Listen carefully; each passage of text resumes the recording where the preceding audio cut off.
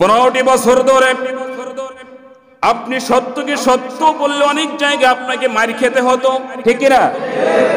অনেক জায়গায় আপনি যদি কালোকে কালো বলতেন তাহলেও মার খেতে হতো। আপনি দেখতে পাচ্ছেন আপনার মাথার উপরে সূর্য, আপনি দেখতে পাচ্ছেন এখন দিন, কিন্তু ক্ষমতাধর ব্যক্তিরা বলছে এখন রাত।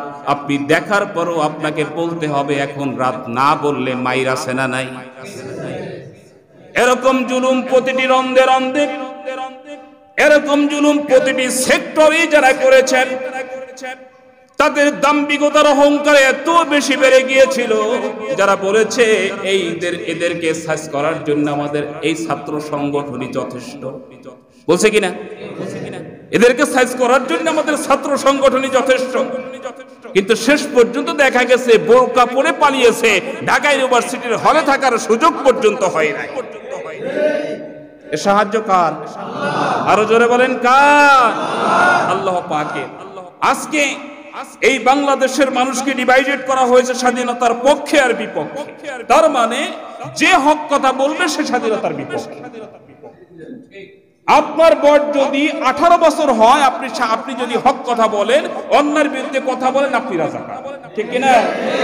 এদেশে অনেক বড় বড় মুক্তি বাহিনী, মুক্তিযোদ্ধা যারা এদেশে হক কথা বলার কারণে এই মুক্তিযোদ্ধাদেরকে রাজাকার বলতে এক সেকেন্ডও তারা চিন্তা করে নাই। তার মানে আপনি হক কথা বলেছেন তো আপনি রাজাকার, আপনি হক কথা বলেছেন তো আপনি স্বাধীনতা বিরোধী। এভাবে করে একটা দেশের মধ্যে মানুষকে ডিভাইডেড করে, ভাইয়ের সাথে ভাইয়ের সম্পর্ক ছিন্ন করে ওই দেশের মানুষ কখনো ভালো থাকতে পারে? আজ মানুষ সত্য কথা বলার সুযোগ পেয়েছে। আল্লাহ সুবহানাহু ওয়া তাআলা বলছেন, ইযা জাআ নাসরুল্লাহি ওয়াল ফাত, যখন আল্লাহ সুবহানাহু ওয়া তাআলার সাহায্য আসবে তখন তোমাদের বিজয় আসবে, এর আগে আসবে না।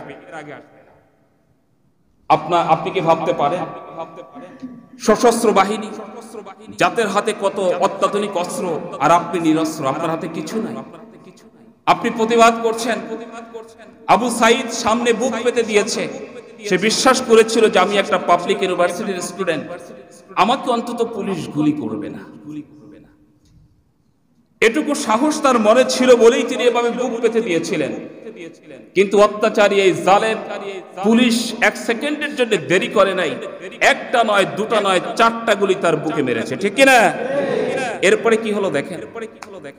যখন সব মহলের চাপ আসলো, আপনারা সবই জানেন জুলুম কাকে বলে।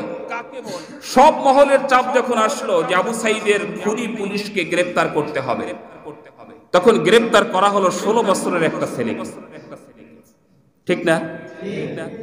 বলা হলো যে গুলিতে মারা যায়নি, ইটের আঘাতে মারা গেছে।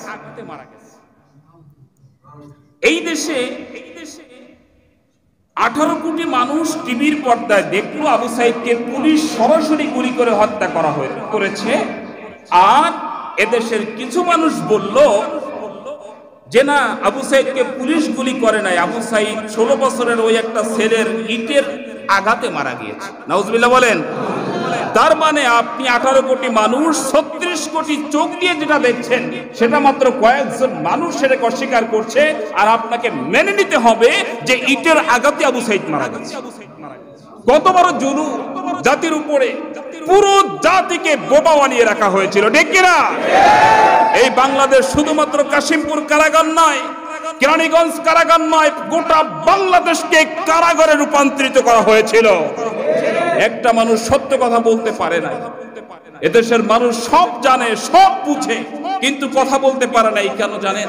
যদি কথা বলা হয় রাতের অন্ধকারে এমন জায়গায় নিয়ে যাওয়া হবে, বর্তমানে যে আয়নাঘরের আবিষ্কার হয়েছে, যেই ঘরের মধ্যে একবার ঢোকা যায় আর কবে বের হবে দুনিয়ার মানুষ কেউ জানে না।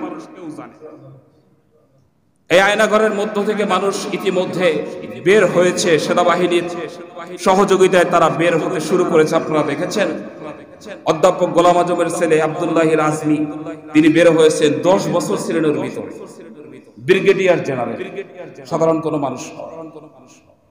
একজন ব্রিগেডিয়ার জেনারেল যাকে 10 বছর রাখা হয়েছিল, তার ওয়াইফ 9 বছর অপেক্ষা করার পরে তিনি ভেবেছেন আমার স্বামী তো আর বেঁচে নাই। এই 10 বছর যে আয়নাঘরে রাখা হলো, সেটা যদি কোনো মাধ্যমে মানুষ জানতে পারতো বা জানিয়ে দিত যে উনি বেঁচে আছেন, তাহলে নয় পরিবারের মানুষগুলো অপেক্ষা করে। একটা মানুষের যখন 10 বছর কোনো খোঁজ পাওয়া যায় না, তখন তো সাধারণভাবে সবাই এটা ধরে নেয় যে মারা গেছে, ঠিক কিনা? আজমি সাহেবের স্ত্রী 9 বছর 9.5 বছর অপেক্ষা করার পরে চলে গেছে। দুটো সন্তান তার। 10 বছর আয়নাঘর থেকে বের হওয়ার পরে যখন তিনি ফিরে এসেছেন, স্ত্রীকে তিনি কাছে পাননি, দুটি সন্তান কাছে পেয়েছেন। এরপরে ব্যারিস্টার আরমান মীর কাসেম আলীর ছেলে, তাকেও আয়নাঘরের মধ্যে রাখা হয়েছে 10টি বছর। যে দুটো কন্যা সন্তান তার কাছে ছিল, জন্মের পরে তাদের 1.5 বছর পরে তার বাবাকে নিয়ে যাওয়া হয়, 10 বছর পরে ছাড়া হয়েছে। এখন কন্যা সন্তানের বয়স কারো 12 বছর, কারো 13 বছর। এই 10 থেকে 11টি বছর বাবার আদর থেকে এই সন্তানদেরকে বঞ্চিত করা হয়েছে। আজও পর্যন্ত মুক্ত হতো না যদি বাংলাদেশ মুক্ত না হতো, ঠিক কিনা? আজও পর্যন্ত তারা মুক্ত হতো না যদি এই বাংলাদেশের মানুষ স্বাধীনতা না পেত। আজও পর্যন্ত তাদের আয়নাঘরে থেকেই তাদের শেষ নিঃশ্বাস আয়নাঘরেই ত্যাগ করতে হতো যদি এদেশের মানুষ নতুন সূর্য দেখতে না পেত।